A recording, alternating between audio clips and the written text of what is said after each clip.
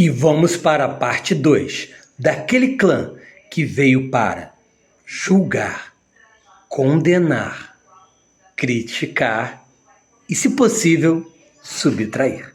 Seguimos com os seguidores de Sete. E no vídeo passado, nós vimos como Sete se transformou no antediluviano, como seu irmão Osíris também foi abraçado e quando Sete volta ao Egito para reaver o trono de Osíris. Sete chegou a vencer o seu irmão Osíris, cortou ele em vários pedacinhos, jogou esses pedacinhos no rio Nilo e Ísis, a mulher de Osíris, reuniu esses pedacinhos com a exceção do bigolinho e transformou Osíris na primeira múmia. Ísis, que já era uma bruxa, uma maga, uma louca, uma feiticeira, uma desperto, que de tão braba foi estabelecido ali no Egito um culto a Ísis, um culto de magos. Culto esse cujo líder era Horus, filho de Ísis, com Osíris. Mas Sete vence Horus, Sete vence o Osíris quando ele volta como múmia. Mas o problema é que sempre que Sete vence alguém, esse alguém volta como múmia e não para de voltar. É mago, é vampiro, é múmia e Sete pensa, caraca, o bagulho tá esquisito, eu preciso me armar, eu preciso aumentar as minhas forças. E aí que Sete abraça um montão de gente e finalmente a gente vê crescer os seguidores de Sete. E ele manda os seus filhos invadirem o culto a Ísis para descobrir como é que eles estão fazendo aquele monte de múmia, que sempre que ele vence alguém, esse alguém volta como múmia. E Sete consegue o segredo ritual para trazer os seus de volta como múmias também.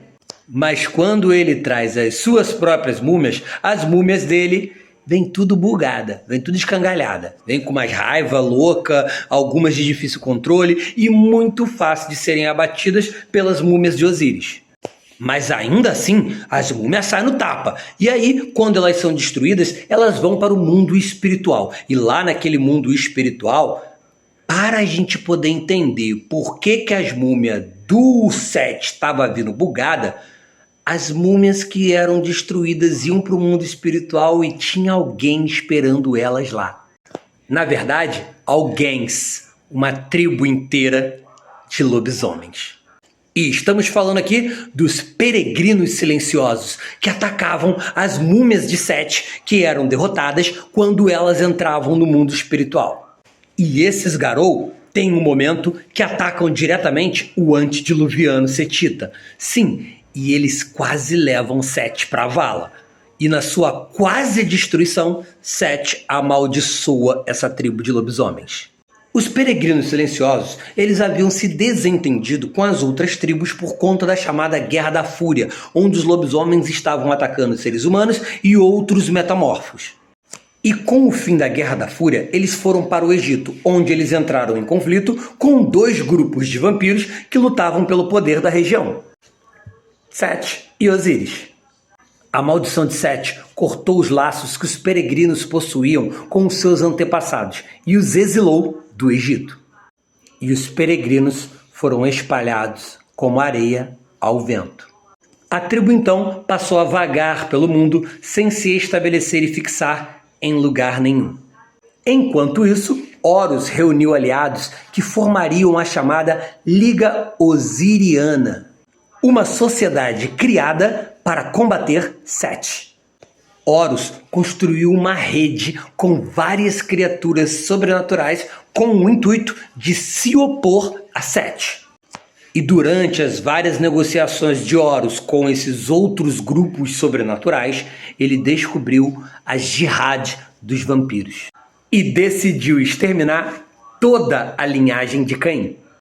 Mas a coisa não dá certo e a liga se desfaz quando Alexandre o Grande invade e toma o Egito. Sete, então, decide se fortalecer e envia suas crias para os países vizinhos do Egito para poder controlar esses países e seus governantes. Manipulando esses reinos ao redor do Egito, ele poderia atacar o Egito e exterminar os seus inimigos, além de também colocar os seus rivais uns contra os outros. E através da corrupção, ele começa a aumentar essa rede e envia suas crias para diversas partes do mundo. Inclusive, Pode ser que todos os boatos espalhados para colocar os Brujah contra os Ventrua, de Roma contra Cartago, tenha sido obra de Sete. Só que se isso foi verdade, foi um tremendo tiro do pé, porque assim que Roma vence Cartago, depois, quando ela continua o seu expansionismo, ela chega no Egito. E é aí que Sete se liga. Ele precisa dominar todos os governos do mundo. E é aqui que Sete passa a adorar um ser de corrupção e esquecimento: Apep.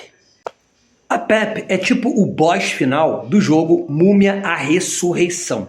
E para as múmias, Apep, ele é o responsável por todas as desgraças do mundo. Uma entidade que existe desde o início dos tempos, cuja única coisa que faz é tentar destruir o Ma'at, que é o princípio cósmico do equilíbrio, da virtude e da justiça. E a aliança de Sete com Apep tem um único motivo: Sete quer destruir tudo. É vingança mesmo contra os antediluvianos que destruíram a sua senhor, contra todos os filhos de Osíris, contra toda a liga osiriana e todas as criaturas que se voltaram contra ele em algum momento da história. Ele quer trazer, através de Apep, a Gehenna. Porque ele percebe que não tem como governar todos os governos do mundo. Os seus irmãos, os outros antediluvianos, também são muito poderosos e espertos. Então, ele quer destruir tudo. Lógico que não é isso que ele conta para os filhos dele, né? E aí, tá gostando? Se tá gostando, curte, comenta, compartilha com tudo quanto é jogador de Storyteller, porque aqui a gente tá falando muito além de vampiro, a gente já falou de mago, de lobisomem, e quem sabe aí pro futuro a gente começa a falar da história destes outros cenários.